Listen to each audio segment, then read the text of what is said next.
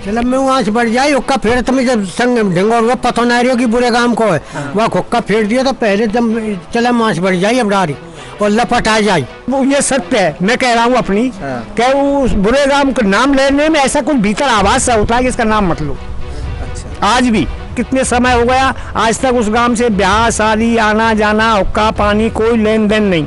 क्या मतलब वहाँ का आदमी आते ही कुछ दिमाग चेंज हो जाता है और भीतर हेट होती है, कोई ऐसी दैविक प्रक्रिया होती है कि पता लग जाता है कि ये बुरे काम का आदमी। अगर यहाँ कोई आदमी अकस्मात कोई शादी विवाह में फंक्शन में आ जाए वहाँ को आदमी तो उसमें उसकी जांच हो जाए, पता लग जाता है। नमस्कार, मैं हूँ सोनू कुंतल, आपका स्वागत करता हूँ गांव की कहानियों में, जहाँ मैं लोगों के साथ बैठा हूँ। इस गांव की कहानी ये है कि इस गांव में 2 मंजिला मकान नहीं बनाए जाते। क्यों नहीं बनाए जाते वो तो मैं बातचीत के दौरान आपको बता ही दूंगा, लेकिन इसके अलावा एक और कहानी है जो आपको शायद मायूस करे और शायद हो सकता है कि आपके अंदर और अधिक चेतना जगाए खुद से सवाल करने के लिए कि क्या हमारे इतिहास को संकुचित किया गया है या फिर उसको ठीक से लिखा ही नहीं गया या फिर लिखने से रोका गया है। और कहानी ये है कि एक राजा या फिर सूबेदार इस गांव से और इस गांव से जुड़े 28 गांवों से एक डोले की डिमांड करता था। डोला मतलब उस गांव से एक लड़की अपने लिए शादी के लिए मांगता था, साथ में कुछ जमीन मांगता था। पूरी कहानी में आपको उनके साथ रूबरू कराऊंगा। क्या है कहानी, क्यों वो सूबेदार या फिर राजा यहाँ से डोला मांगता था और क्यों इस गांव में 2 मंजिला मकान नहीं बनाए जाते हैं। ज़्यादा जानकारी के लिए मैं आपको लोगों से बातचीत कराऊंगा। जी बाबूजी, क्या नाम है आपका? मेरा नाम ब्रजकिशोर शर्मा, पूर्व प्रधान ऊंचा गांव। जी। तो जैसा आप क्वेश्चन पुटअप कर रहे हैं उसके मुताबिक जो घीसा दादा नाम के एक हमारे यहाँ बड़े अच्छे सिद्ध पुरुष हुए आज से 500 साल पहले। घीसा दादा? घीसा दादा। तो जो घीसा दादा बाबा थे वो 28 के चौधरी थे। 28 जो हमारी है जिसमें हाँ नाम 28 गांवों का है, बाकी उसमें 40 गांव लगते हैं। अच्छा। 40 गांव जुड़ते हैं। तो वहाँ वो जो एक यहाँ से राजस्थान में पड़ता है कामा के नजदीक इंद्रौली गांव, वहाँ एक उस वक्त राजशाही में जब राजाओं के राज्य थे तो वहाँ एक ठाकर परिवार से थे, वो सूबेदार थे यहाँ के। तो वो उनका क्या था कि वो हर गांव से डोला और 5 पैसा जमीन लेते थे, हर गांव से। एक गांव से एक गांव से एक। तो ये बात 100 कितने दिन में लेते थे? 1 साल में। 1 साल में हर गांव से एक डोला और एक वो अपने लिए। हाँ। अच्छा। तो वो ये कितनी साल तक चली इसका कोई रिटर्न तो वो सबूत नहीं है, लेकिन चली थी। लेकिन वो बात चली थी। तो उसके बाद का धीरे धीरे समाज में विरोध होने लगा। जातिगत रूप में लोग इस बात से थोड़ा विद्रोह करने लगे कि भाई ये तो बहुत बुरी परंपरा है, हमारी बहन बेटी को कुंवारी को ये मांगता है। तो विद्रोह हुआ तो उसमें एक इंद्रौली गांव में जो राजस्थान पड़ता है वहाँ एक पंचायत का आयोजन हुआ। तो वहाँ पंचायत के आयोजन में 28, 30, 40 गांवों की सरदारी एकत्र हुई। तो उसने राजा उस सूबेदार ने कहा कि भाई आप मेरी जो शर्तें आप उनको मंजूर करिए। तो जब लोगों ने कहा कि भाई ये शर्त अब तक चल रही लेकिन अब हम नहीं मानेंगे, तो भाई क्यों नहीं मानोगे? कि भाई हम इसका विरोध करेंगे। तो विरोध करेंगे तो फिर क्या सॉल्यूशन है कि भाई हमारे 28 के चौधरी हैं, वो अगर इसमें जो भी स्वीकृति देंगे हम मान लेंगे। तो यहाँ से ऊंचा गांव से हमारे जो श्याम बाबा थे उनको बुलाया गया। वो बड़ा भारी प्रभावशाली व्यक्तित्व थे उस समय के। तो उन जब पंचायत के आयोजन में उनको बुलाया गया और शर्त रखी गई कि आप ये जो पूर्व शर्त है इसको मानिए। तो उन्होंने सभी लोगों ने 28 40 गांव की सरदार ने कहा कि जो बाबा फैसला कर देंगे श्याम बाबा हम मान लेंगे। तो उन्हीं के ऊपर फैसला छोड़ा गया। तो श्याम बाबा से जब कहा गया कि भाई आप जवाब दीजिए तो उन्होंने स्पष्ट मना कर दिया कि भाई अब तक जो हमने दिया अब हम कोई इसका आपके लिए ना डोला देंगे ना हम जमीन देंगे। जब इसका बात का उन्होंने स्पष्ट जवाब दे दिया तो वहाँ जो राजा के वो सूबेदार की जो फौज थी या उसके जो सिपाही थे जो उसकी रक्षा में लगे हुए थे उनके भाई इसको पकड़िए। तो वो यहाँ से वो भाग दिए, पंचायत से अकेले थे।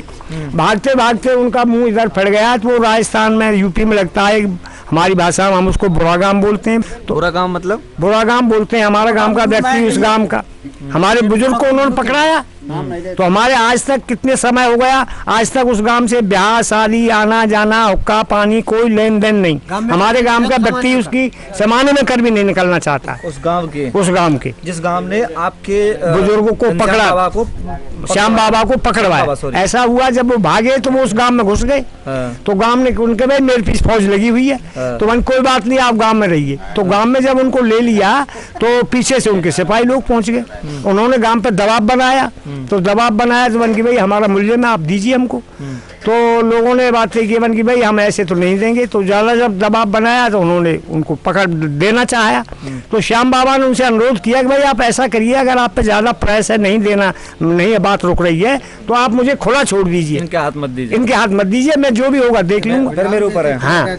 तो वो वहाँ उन राजा के जो अनुचर थे, सिपाही थे, फौज थी, जो भी थी, उन लोगों ने ज़्यादा उनको प्रेस किया कि नहीं आप उनको हमको दीजिए। तो उन लोगों ने उनको हाथ से उनको पकड़ा दिया और पकड़ा करके फौज उनकी ले गई और ले जा करके वहीं जाके वहाँ उसके सामने पेश किया, ठाकर के सामने पेश किया। तो उन्होंने कहा भाई अब भी तू मान ले मेरी शर्तों को, मान की किसी भी हालत में मैं आपकी शर्त स्वीकार नहीं करूँगा।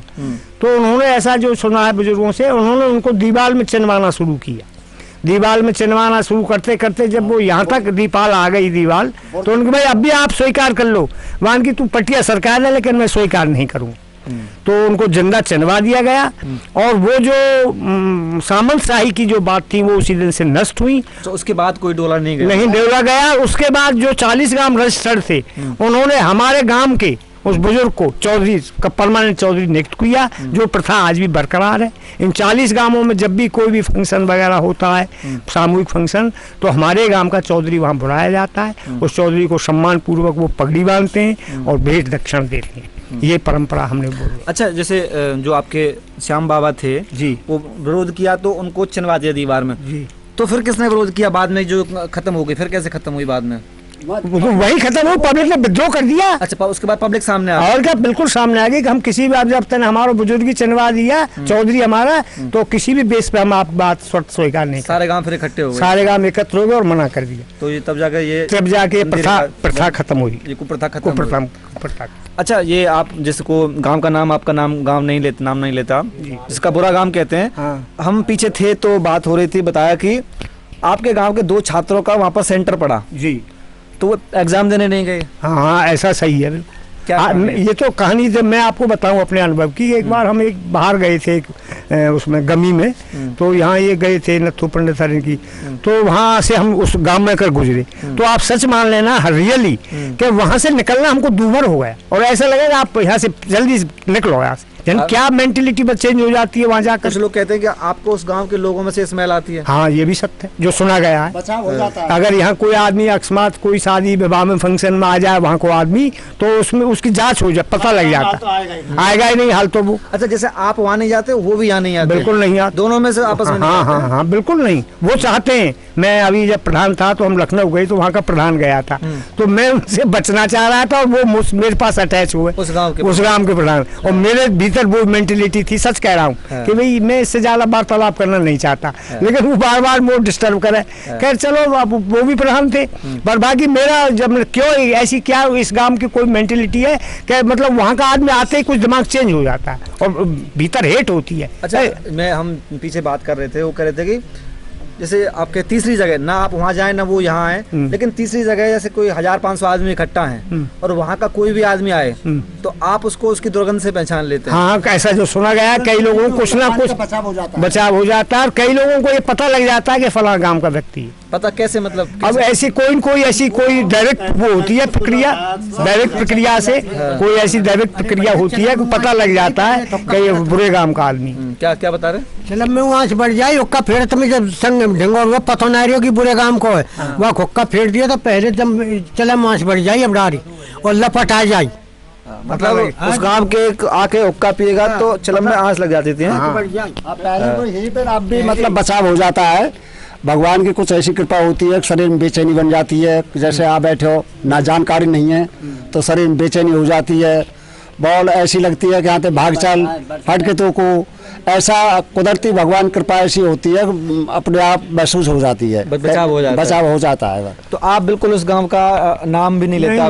बिल्कुल नहीं, आज तक हमारे स्टूडेंट की कहानी बीच में रह गई, क्या था स्टूडेंट्स की? क्या हुआ फिर? स्टूडेंट्स की यही सुना है कि हमारे 2 बच्चों का उसमें सिलेक्शन हुआ था, वो उसमें सेंटर में आया था, तो वहाँ जब सुना कि हमारा सेंटर वहाँ आया तो वो दोनों बच्चे परीक्षा देने नहीं गए वहाँ, इसी दोनों ही नहीं गए? हाँ, दोनों ही बच्चे। हाँ, दूसरी सेंटर चेंज किया फिर उनको तक बच्चों को दूसरी जगह सेंटर चेंज किया। किसने? नहीं गए, सेंटर चेंज करवाया बच्चों का बाद में फिर? जब पता लग गया उनको 1-2 महीने पहले कि हमारा वहाँ हुआ है सेंटर तय, तो उन्होंने उसका अपने BSA से जाके विरोध किया कि हमारी ये बात है, प्रथा है हमारी, प्रथा है, हम उस गाँव में नहीं जा सकते। हाँ। तो फिर उनका दूसरी जगह कहीं दूसरे सेंटर पर उनका एग्जाम हुआ। सेंटर दूसरा चलवाया लेकिन गांव में नहीं गए? नहीं गए, हाँ ये सत्य है। अच्छा। हाँ ये तो कई ऐसी उदाहरण है कि जब ऐसे बात आई है, कोई वहाँ का आदमी गुपचुप तरीके से आ गया है, सबमिट हुआ है, तो वो कहीं न कहीं किसी न किसी रूप से उसकी पता लग जाता है कि बुरे काम का बुरा काम यूज करते हैं आप उनके लिए। हाँ जी, हाँ, अच्छा, जैसे गांव का नाम वैसे तो आप लेते नहीं है ना, अखबार में आ गया है ना, तो फिर कैसे पढ़ते नहीं, उसको बीच में छोड़ जाते हैं? नहीं, पर वो ये सत्य है, मैं कह रहा हूँ अपनी, क्या उस बुरे काम का नाम लेने में ऐसा कुछ भीतर आवाज सा होता है कि इसका नाम मत लो। अच्छा। आज भी हाँ ये सत्य है बिल्कुल, क्या बुरा काम इन निक्सैमों में थे, वहाँ गाँव में नाम लेने में ऐसा लगा कि तू कोई पाप कर रहा है ऐसा महसूस हो। बच्चा भी नहीं लेगा हमारे गाँव, सातों जाति से कोई भी औरत, स्त्री, लड़की, और तो और हमारे यहाँ ऐसे भी 1-2 केस हुए जैसे हमारे रिश्तेदार है कहीं, और वो रिश्तेदार उस गाँव से वो कर रहा है रिश्ता, तो हम हमारे गाँव का आदमी उस पर विरोध कराएगा। हाँ ये सत्य है। मतलब आपको दुश्मनी है कुल मिलाकर? हाँ जी, हम अपने रिश्तेदार से कहेंगे कि आप इस गाँव से रिश्ता मत करिए, और रिश्ता कर भी लेगा तो वो रिश्तेदारी खत्म हो जाएगी। वो रिश्तेदारी हमारा रिश्तेदार है, अगर वह गांव से रिश्तेदारी कर लेगा तो उस गांव से हमारी रिश्तेदारी खत्म हो जाएगी उससे। अच्छा। हाँ।